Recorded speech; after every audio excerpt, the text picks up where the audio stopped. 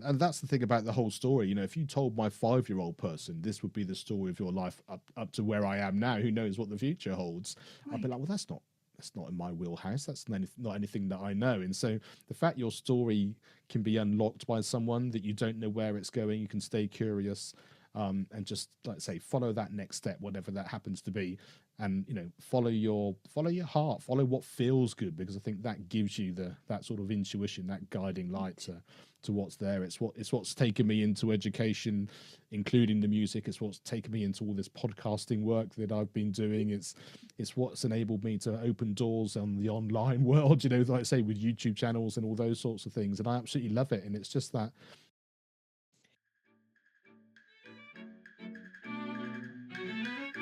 Hello, and welcome to Story Power, a bi monthly podcast I created because I'm an unabashed story lover.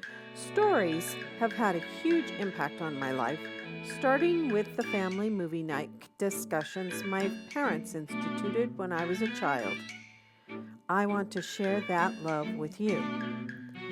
As cognitive scientist Roger C. Shanks says, humans are not ideally set up to understand logic. They are ideally set up to understand stories. I'm making it my mission to not only spread the love of stories, but all the valuable things they teach us about human nature and relationships. We humans are emotional creatures, and stories help us examine our emotions from a comfortable distance. They also help us walk in the shoes of the characters to help us see the world in new ways. It's my hope you gain some valuable insights from my guests.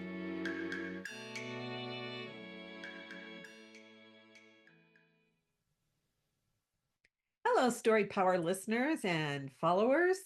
I am talking to Mark Taylor today. This is episode 152. And Mark and I talked, and we were just he was reminding me that we talked to each other on his podcast in October of 2024. So I'm so happy that, Mark, that now you're on my podcast. So welcome. Lucinda, thank you so much. Yeah, it's great to be able to reconnect again. And like I say, it's always great to be able to share everyone's podcasts and get that slightly different view. It's one thing asking the questions, but it's very different when you're having to sort of think of it as a guest and share your side of the story. So I'm really looking forward to it. I know, yes. Because, yeah, because we were talking about my teaching experiences, but I'm kind of interested to know the differences between education in the UK and the United States. Unfortunately, things are going downhill really bad here right now. But yeah, and then also your mission, because I remember that your mission in education was pretty close to my own. And so your podcast is called Education on Fire, which I love that title. And also, you're a musician too. So do you teach music or just talk about your podcast and your process and your view about education? I'll let you tell what you want to tell. Fantastic. Well, yes, I am a musician. I went to music college, became a professional musician back in the mid late 90s, and my sort of education part of that came from performing, which then also led to being able to share that passion as a. So my instrument is percussion and timpani. So I'm a drummer at heart, and Oh, so that's that's my real passion, and so it was that kind of, I love the performing, I love what it had given me, and I love being able to share that and understand the stories of my children that I was teaching as well and how that came through. And I really like that, to the extent that I had a little education company and we did concerts. We put on a World War II concert with singing and a live band. I like the fact that I could do all of those things together, uh-huh. and was doing sort of whole class music workshops, doing samba and African drumming and that kind of thing. And the thing where the education really got me going was the fact that because I was traveling around the UK doing lots of workshops in lots of different schools, I was seeing lots of education in different settings. And the one thing, sadly, that came through was there was usually in the staff room at least one or two teachers banging their head against a brick wall saying, do you know what? I got into this to make a difference to children, and I'm here tick boxing, form filling, all the things which I'm sure are the same in the US as they are here in the UK. Um, and I just thought I completely understand that, but I have seen maybe last week in my previous workshop this amazing thing happening by this particular teacher, or I was able to see a charity that was funding a particular project in a different part of the country, or there would happen to be a group of schools who got together to be able to create something which maybe one school wasn't able to do on its own. And so I was like, oh, fantastic. Well, in which case, why don't I have that conversation with those people? So maybe that person in the staff room banging their head against a brick wall won't feel quite so isolated. They might be able to get some tips they could take into their school, or at least have something they can take to their senior leadership team or their heads and say, how about we try and fundraise for this, or how about we try and put this into place? And that was kind of where that passion came from, because I realized that my journey came from those opportunities and just being able to be given something that I wouldn't have normally done. I'm from a small town in the west of England. My dad was a mechanic. My mum was in nursing, and then she was a stay-at-home mum. And music wasn't really part of my life. It wasn't like I could see, oh yeah, I've seen this person play an instrument, that's what I'm going to do. My primary school was great, and we had opportunities to do recorders and singing and all that kind of thing. But I think like most 11-year-olds, once you sort of get to secondary school here in the UK, I was going to be a professional footballer and be on the telly and, and do all the things that everyone likes to do when they're a teenage boy. But there was a fantastic head called Mr. Wary, who was actually the secondary school head. And he had two young music teachers who said, actually, what we'd like to do is to set up like a wind band system, exactly like you have over there in the States. And we'd like to give the opportunity for every pupil in their first year of secondary school to learn an instrument free of charge. And we'll use our music lessons as a wind band. And so they came to our primary schools, got us to blow a reed, blow a mouthpiece, do some rhythms, all that sort of stuff. And then we were sort of allocated different instruments, and drums happened to be the one that I had. And it was that opportunity and that foresight from my headmaster and Mr. Thomas and Mr. Hunt, who were the two young music teachers who had that sort of passion to do that. And I just thought this was amazing. I remember my first music lesson being something incredible. I remember sitting in those first rehearsals thinking, this is so different than maths and English. I can really feel how this has affected me, and being able to express myself in a way which is very different to anything else, and thought, I really like this. I want to be able to do that. And because the school was so sort of full of sort of foresight, I could then see those next steps, not from my family, but because there were people 2 or 3 years older than me who were suddenly playing in a senior wind band and a senior orchestra, and then they were playing in our local sort of state or county setup, and then one of them went to music college, and then they were suddenly a professional, and I was like, oh, so this is actually something which is possible from people that I knew. And it just always reminded me that those opportunities, those conversations, just being able to sort of open the curtain a little bit to see what is possible is something which I loved. And yeah, lo and behold, at the time I was doing those workshops and I was able to see these people in the staff banging their heads against a brick wall, podcasting was suddenly, this was back in 2016 now, amazingly, it was something I was into, and I was thinking, actually, maybe I could do this, and I could combine all these things together. So yeah, that's kind of how it started, and we're sort of nearly 500 episodes in now. But it's just that kind of real passion of knowing that felt different to me, and if I'm able to tell some kind of story, some kind of journey that gives someone else that opportunity, that's all you do. Because as you know, being a teacher, it's that ripple effect, isn't it? You just do what you do, and then it just carries on. So that was kind of my journey into why Education on Fire was so important to me, because I'm not a traditional teacher, I'm not in that sort of traditional model, but it was the education set up, the school that I was in, those teachers that made a difference, which set me on my career, and the chance to travel around the world. And I've played with the Royal Shakespeare Company, I've played in the Albert Hall, the English National Ballet. I've had so many opportunities to do some amazing things, all because that one headmaster said, yes, I think that's a good idea, and gave those music teachers the opportunity to put something in place. Yeah. Oh, wow, that's fascinating. I love it. Yes, I think it's one of the things that I love about your bio is you talk about the people, the teachers who you remember because you had a specific feeling about them, because they inspired you in some way. And that was one thing when I was getting my master's of education that I learned was it's really not the subject you teach, it's how you inspire the students that will help them learn. Because, if you're just droning on and it's really boring and the kids aren't going to remember anything. And so yeah, I love that you want to help teachers inspire students, and you're there to help inspire young people too. Yeah, and I think that's the one thing I remember, because the music lessons that I do now are often very much one to one, or then like an ensemble within a couple of schools that I teach Mhm. at. And it's really understanding that I remember what it was like to be 8 or to be 10, and you're not quite sure how that is, and understanding they just need actually a little bit of time. And that's the great thing about one to one, is the fact they can allow them to be at the development age that they are. They can progress at a level that they are.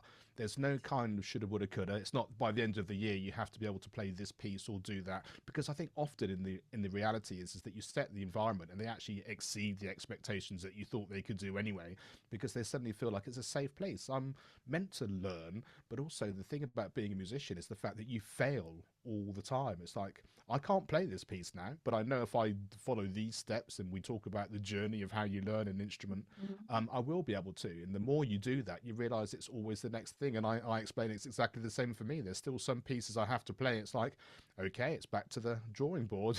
We've got some practice here, we've got some understanding to do, but I still follow those same things. And I think when you realize that, you go, oh yeah, this is just part and parcel of how you learn, and it just changes the whole environment of how you think learning is, and how you can actually expand your horizons while still progressing. Yes, I love that.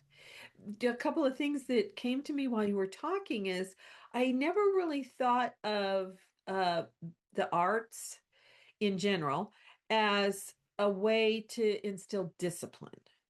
And that's what you were talking about is, uh, well, okay, I might not be able to play this now, but if I keep practicing, keep practicing, keep practicing, eventually I might be able to play this piece.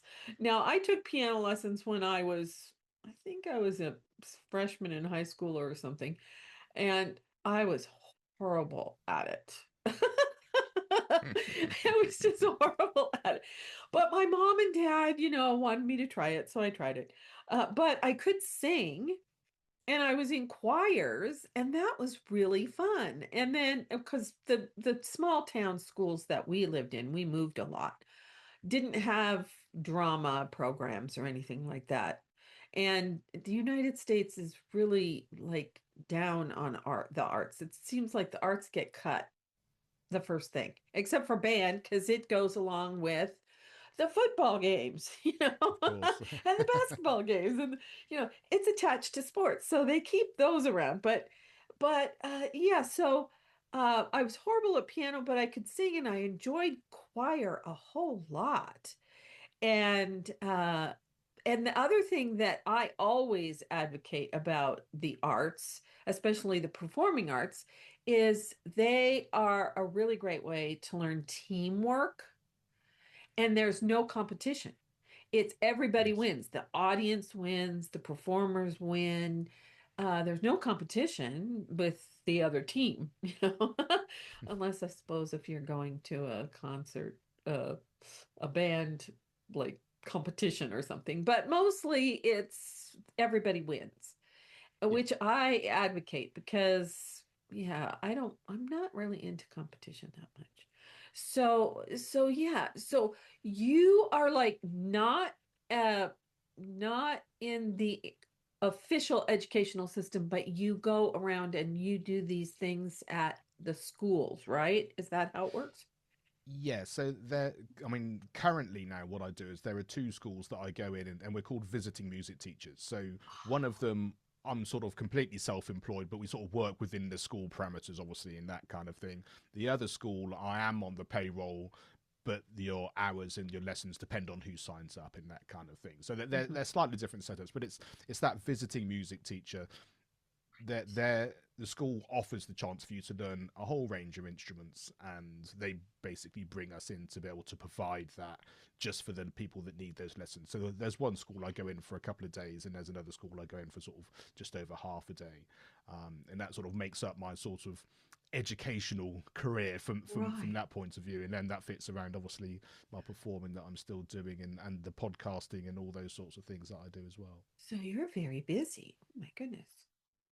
You're very It's busy. a real kind of eclectic career, as they say. Yeah, but I like that.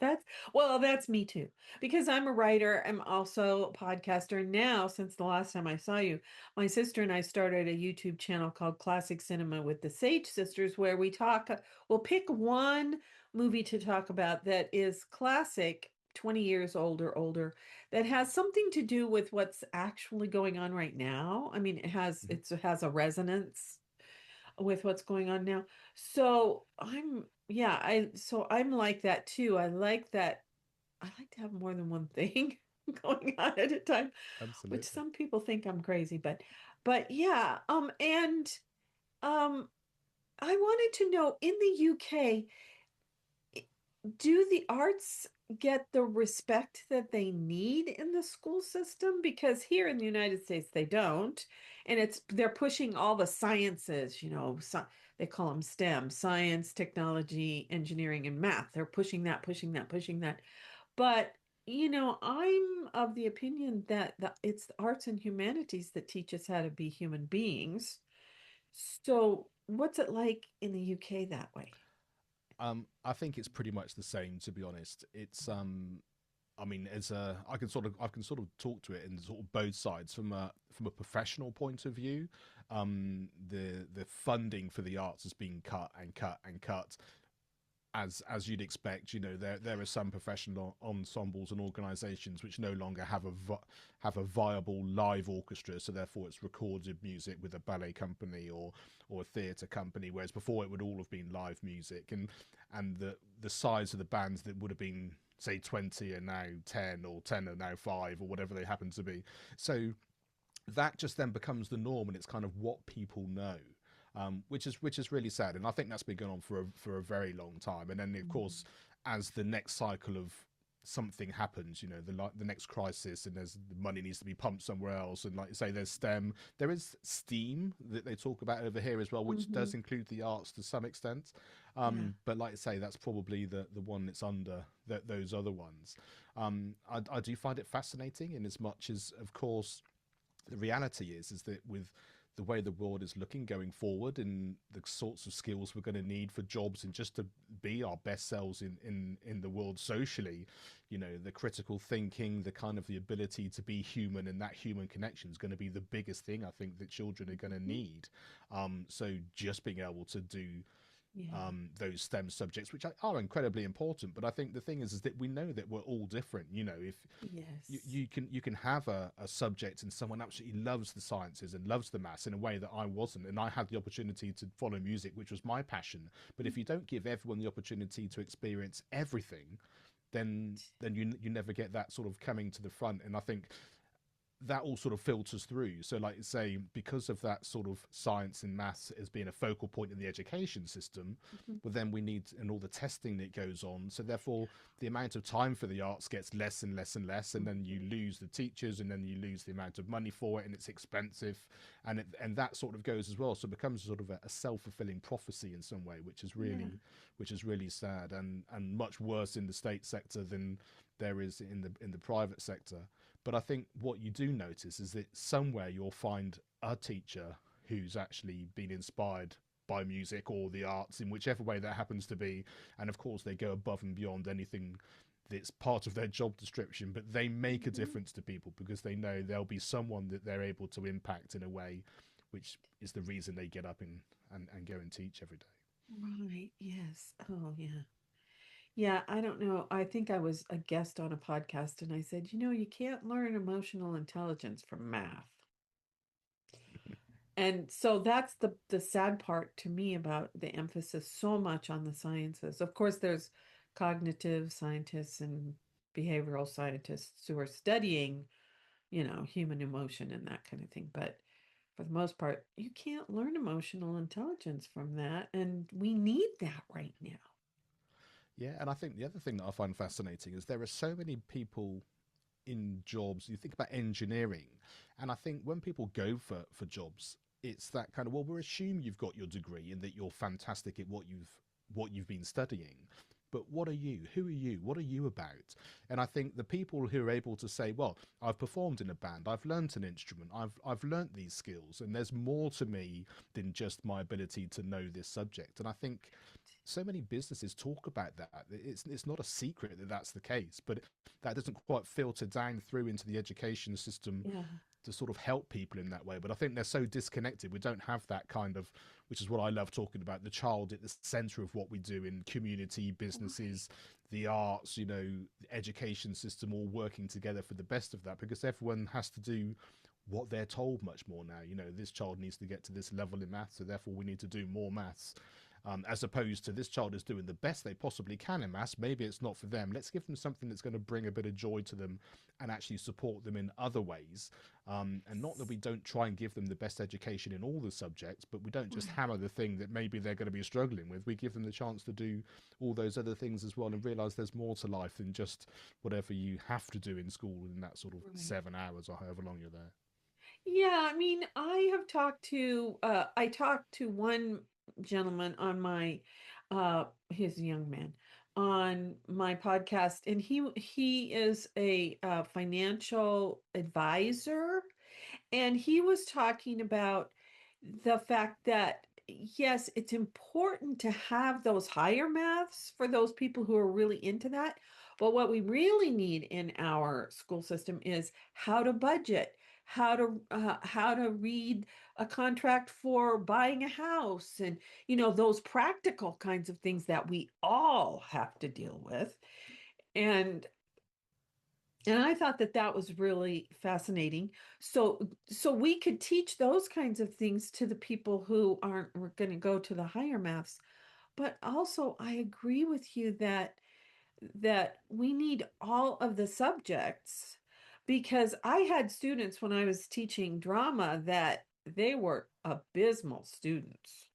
They did, they were just barely going to graduate, but they flourished in my class, in my acting class, and doing plays and things. They flourished there, and they might have even flourished doing music at the same time. So, yeah, we do need to think about all of our children and kind of tailor. It's hard when you have 30 students, but tailor it, that what you're teaching, to what they need, instead of you need to learn this and make them fit into a certain mold. So I love what you're doing, because I agree with you. I think that we need to go that direction. Yeah, Yeah. and I think what's really interesting is I've just finished a season with Professor Dr. Gare Grouse, and he's had a book out called Through a Different Lens, sort of looking back over his professional life as a teacher, Uh-huh. as someone who ran the Children's University, a whole manner of different things. But what struck me, what reminded me from what you just said, is the fact that he said that he used to ask children, you know, why do you go to school? And 8 out of 10, because I have to. I mean, what a sad way and what a sad existence to be. You can understand where that sort of mental health issues come from there, because you're basically being told you have to do something whether you like it or not. But I think what you said about the finance side of that is that if you can sort of say, and for example, we're doing this because, then people start to Right. understand why that is. You know, I Right. mean, music was what I was passionate about, but I think if I've been told at school, you know, the English and math side of things, you know, you're going to learn this because, for example, you need to write a covering letter when you're applying for a job. You know, someone's going to ask you to budget for a concert, so you need to make sure that you know all the maths that's related to that, so you can say, no, this is a viable project for something that you want to be able to do. And then it's project based learning in essence, but it's got relevance and it's actually got something that you're Yeah. really able to and put in place to really make sense of what your life is. And the same with that financial, you know, being able to understand a mortgage, to understand interest rates, to know what your bank account looks like and all those sorts of things. We need those things, and I think it makes sense. And to go back to what you said about that kind of sort of the learning side of things and actually understanding the rigor that there is to learn an instrument and those sorts of things. I think for a lot of people, they think, oh, I can't do that, so I won't bother because it's going to be hard. And I sort of talk about that sense of, but in sport, don't you do training, before you do matches? Oh yeah, but that's fine because I'm just messing around with my friends, kind of thing. And it might be harder learning an instrument if you're doing something one-on-one because your skill level has to be a certain thing. Yeah. But one of the things I often mention to people is that don't think about having to get from A to B in terms of I need to be this good. Just think about the reality of what it was like when you needed to learn something new. So I'll take it a bit more abstract. I sort of say, so you turn up at the front desk of the school, it's your first day, and someone says to you, okay, so can you go to the music lesson and have your first lesson? And they say, well, no, because I wouldn't know where it was. Exactly. At that point, you've no idea how to do the thing that we're now talking about. I said the reality is that you'd have a buddy, they'd take you to your lesson and you'd understand. The next time you might get lost, but you kind of know where the music block is and you'll find your way there. After about a week, you wouldn't even have to think about it too much. And I said, and now what happens? It's like you probably get to your music lesson without ever thinking about where you're going. That's the same for anything that you learn if you're doing it on a regular basis, because you just get to know. You have to understand there's a process to those sorts of things. So it's not about getting better. It's not about it being difficult. It's just about familiarity. It's about having a process and understanding where you're going and why you're doing it, and that it's going to look different on your first day than your 20th day. And actually understanding you were probably nervous on your first day and you didn't want to speak to anybody or you didn't want to ask for directions. And now you're happy just to go and do it, and you're probably going to help someone else who doesn't quite know where they go. And I think when they can understand that, the emotional experience as well as the practical experience, and the fact that you can do your 2 times table now without thinking about it, but you couldn't know when you were 5. The fact that you can now do that, it's like if I asked you to do your 17 times table, myself included, I'd have no idea where to start. I know. So you find what you need and why you need it, and then you take that next step. And I think then often most of my pupils go, oh yeah, it kind of makes sense. I can see how that relates to my life. And I just say, it's just a succession of all of those next steps, which then opens up whatever that world is going to look like. You don't know what that's going to be in 5 years, let alone 20 years. Yeah. And going back to what you said about, if you're an engineer and you're going for a job, what part of why I think emotional intelligence is so important is everybody has to work with people. Yes. and I used to say this to my English students and my acting students. Everybody has to work in a workplace, and if you can figure out, how to fit in or how to see what's going on with that other person, maybe help them, or you need to be able to navigate what's going on in your workplace, and that's why we need to learn to work with people. So, but what you're saying is one step on that ladder of, oh, I don't have to be perfect in the beginning. Yeah. I love that. I love that idea. And I used to tell my acting students that, because they'd be, and I'd say, this is just a class. You're learning how to do something. It's okay if you mess up. I'm grading you on your effort. I'm not grading you on, you did an Oscar-winning performance. And then they'd go, oh, okay. Whew. So sort of the same concept. Yeah, I like that. And I wonder where that changes as well, because it's like when you have a toddler at home or sort of preschool, you're not going, okay, now you need to do this and you need to do that. You're like, okay, you're going to try and walk and then you're going to fall over, or we're going to try and build this bunch of bricks and they fall over and I can do one and then I can do 2. And all you do is encourage them to try. And then we suddenly get into school and all that play element seems to disappear. And then it's like, well, now you need to sit in rows and you need to do it like this and do it like that. It's like, well, why, if everyone does it differently when they're younger, do we suddenly not think that there should be a much more smooth transition into that kind of formal learning? And, there are certain things that you have to do in a certain way to learn things, but there's the complete sort of 180 of what we know works when people learn in their own time, in their own way, with the environment set to be supportive for them, just seems to vanish. And it's such a shame that, I think. Yeah.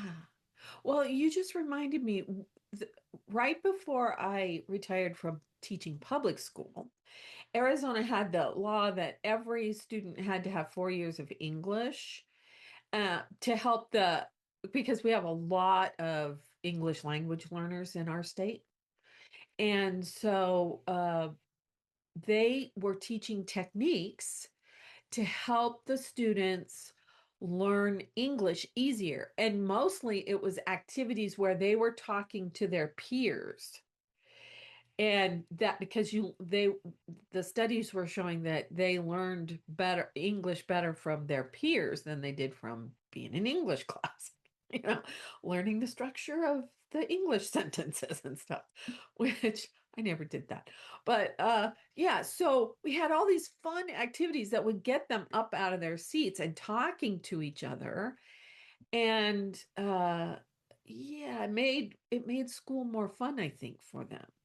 And this was Yeah. in high school. This was in high school. So we had 100-minute class periods, which can you imagine sitting at a desk for 300 minutes? I mean, I suppose people do that at work, but Jiminy Christmas. So being able to get up and talk to their peers and that really helped.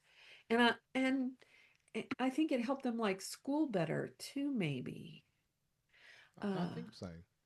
Yeah, because I mean, some of my students anyway, because I was teaching at a border town in the second school that I taught at, they were supporting their families. So they would leave work, they would leave school and go to work and work full time, 8 hours, and then, you know, have to study and then come to school. And school started at 7:20 in the morning, and they'd be really tired, you know.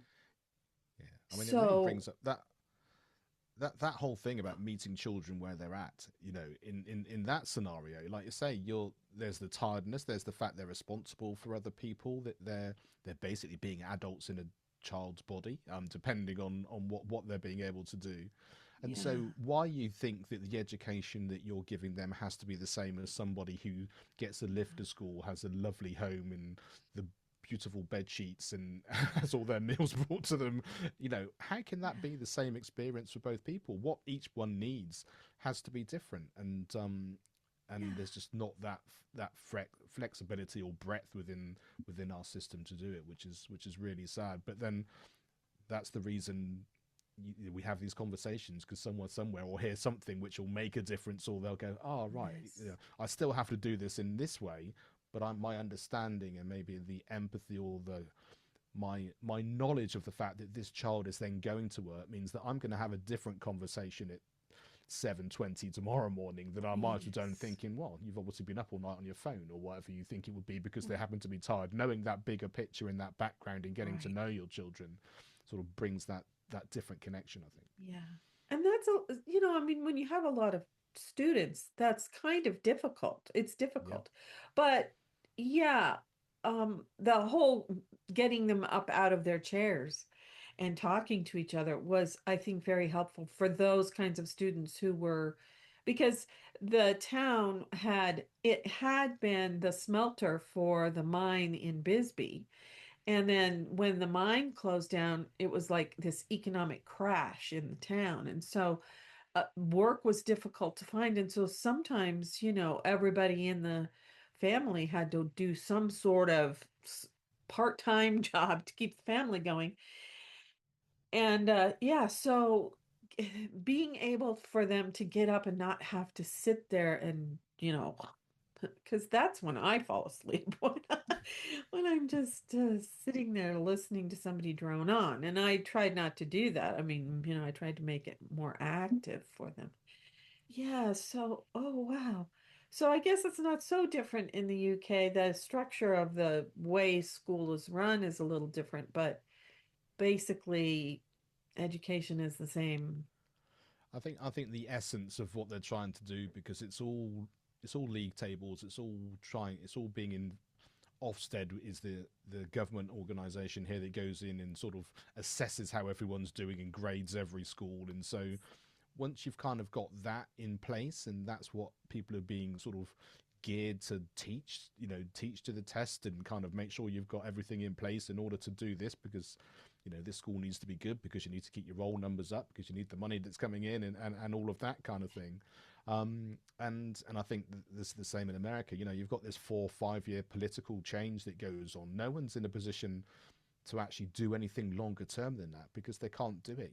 We should be having sort of cross-party conversations that say, okay, look, this is how we want school to be. Does it need to look like it's these hours? Do we need it to, you said how positive it is having that peer-to-peer kind of conversations and lessons. Well, how about you have someone a couple of years older come in and teach something to those younger ones, where they're not having to worry about their teachers, or they need that one-to-one support. So if you've got 30 kids in one class teaching 30 kids in another class one-to-one, well, that's a whole different dynamic and a whole different setup. Gives the teacher a completely different day as well. It's like, oh, we can't do that because, but then the question is, well, why not? And is that possible? And could we find a way to make that possible? And those are the conversations I really love. And then you just hear, every now and again, you hear someone going, oh, we tried that worked brilliantly, or we did it this way, or we changed the way we wanted people to interact, whatever they could do in a small way to make a difference. And then it becomes anecdotal, and you can't sort of say when they come to inspect you, oh, this made all the difference, because it probably doesn't, you can't write it down in a figure or percentage mark in the same way, but it makes a difference. And I think that's the things that make great schools, is that if you can do everything is brilliant and great education with a child-centered focus, you're going to be a great school anyway, because it's going to have that ethos about it, and the kids are going to thrive to the best of their ability, whatever that happens to look like for them. And that's all we can really ask. I think what you said makes me think that you mean we have to think of the children, not other factors in education. We need to think about the children and what they need. And I'm not sure education in the United States is like that. No, I mean, and the question is why? Because I think, even if you think of it from an economic point of view or a political point of view, you could argue for those things. It's just that it's such a big tanker. It's like no one's quite got the ability or the bandwidth to do it without saying, I can't do this on my own. Like, say, it needs to be a 20-year plan, or it needs to be whatever. And there are plenty of systems around the world that do it differently, or have changed what they've done with great success. But it's still then, which is better than this, which is better than that. It's like, I'm not sure there's a child in the country that's going to turn around and say, oh yes, I remember what this education system was like, and I'm going to do it differently. I don't know what education system was in place when I went to school. I can tell you that my head teacher put this music program in place, which enabled me to have my career and made me understand what my learning was all about. I can't even remember what government was in power necessarily to do that. But that's the thing that made the difference, and as the adults, we put the structures in place which we need to do, but it's the understanding and the emotion and the overall kind of environment setup, which then is, allow the kids to thrive in a way that they can. Oh, I love that. Wow. Do you have anything else you want to say before we go? Well, one, it's been brilliant to chat to you. And I remember when we chatted before, you talked about watching films with your dad. I think it was that you said when you were younger, and how all those sorts of things do. And I always remember that, because it's something that we do as a family a lot. And we're empty nesters now. Our youngest went to university last September, so it's something we love to do when they come back still. But always that chance to kind of have that connection, the chance to sort of share stories in that way, which I really love. And the fact that we sort of go back to that individual way of things. We have certain movies that we love as a family. There are certain movies that me and my daughter will watch in a way that my wife doesn't want to, and vice versa. And I sort of love those connections, because, like I say, stories are so different depending on who you are and what you want to share. And back to that, one size doesn't fit all for everybody. And I think it's good to be as individual as you can, and everyone sort of really take that with both hands. Yes. Well, that's why it's my youngest sister. We have two siblings in the middle. But my youngest sister and I are the one why we started the Classic Cinema with the Sage Sisters YouTube channel, because we just love talking about movies. And then while I'm waiting for my second novel to be, the beta readers to come back, I decided to start a memoir about that, about our family process and about the movies that we watched when we were children, when I was a child and a teenager, and how it affected me and how it sent me on this journey to stories are everything I do now. So, yeah, and you were inspired by your teachers, and now music is that's everything you do. I love that. You were Yeah, inspired. Somebody, exactly. And that's the thing about the whole story. You know, if you told my 5-year-old person this would be the story of your life up to where I am now, who knows what the future holds? I'd be right. like, well, that's not in my wheelhouse. That's not anything that I know. And so the fact your story can be unlocked by someone that you don't know where it's going, you can stay curious, and just like I say, follow that next step, whatever that happens to be, and follow your heart, follow what feels good, because I think that gives you that sort of intuition, that guiding light to what's there. It's what's taken me into education, including the music. It's what's taken me into all this podcasting work that I've been doing. It's what's enabled me to open doors on the online world, like I say, with YouTube channels and all those sorts of things. And I absolutely love it. And it's just probably the performer in me that likes the being behind the microphone or being on camera or whatever it happens to be. But it's, if you told me 10 years ago that would be like, a third of my professional life, I'd be, well, how could that be the case? That's not what I'm doing now. But there's something about it. And and just one quick story just before we finish. I remember I talked about this World War II project we put together. So I had my friends, this live professional band. We had 5 or 6 schools that had learned all these World War II songs, and they were doing it as a big Oh, project. Brought them into a theatre, did a rehearsal and all. It's absolutely fantastic.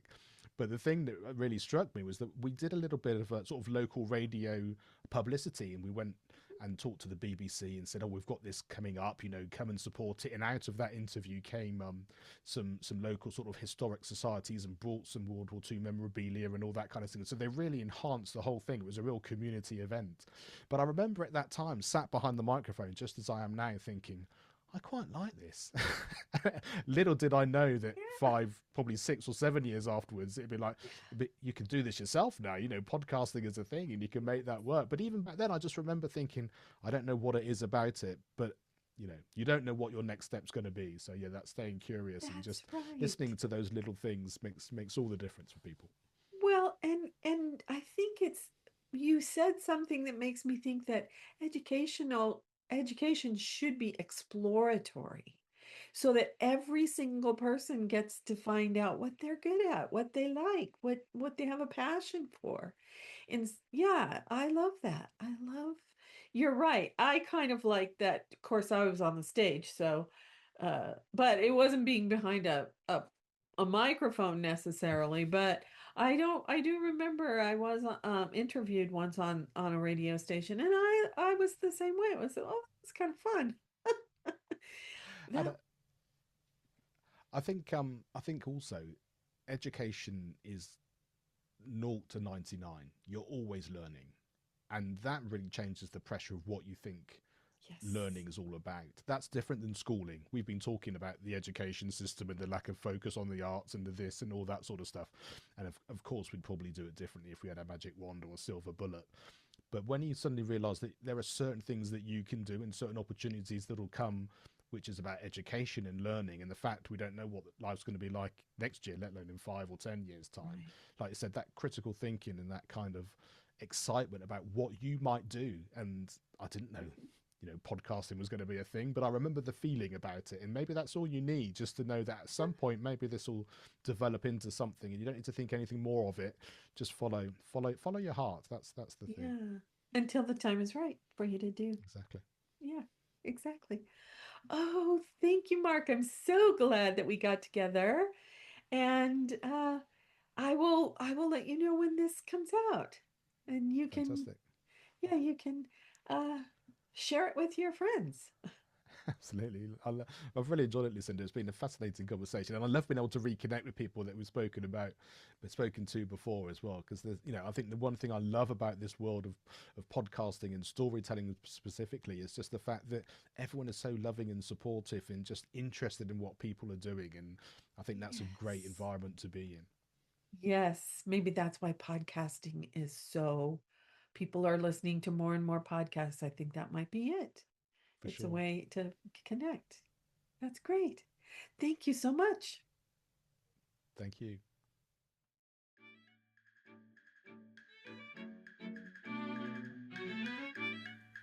I hope you not only enjoyed this episode, but gained something valuable to take away with you. If you like what you heard, please share it with your friends and give us a rating and/or review. If you're a story lover too, I invite you to join my Patreon community at patreon.com/storypower, all one word. Or you might be interested in classic cinema with the Sage Sisters, a YouTube channel and Facebook page I started with my sister Celeste, where we choose one classic movie that we think still has lessons for us today. As you can see, I'm passionate about spreading the love of stories and completely believe what Philip Pullman said. After nourishment, shelter, and companionship, stories are the thing we need most in the world. Until next time, this is Lucinda Sage-Midgorden. Thanks for listening.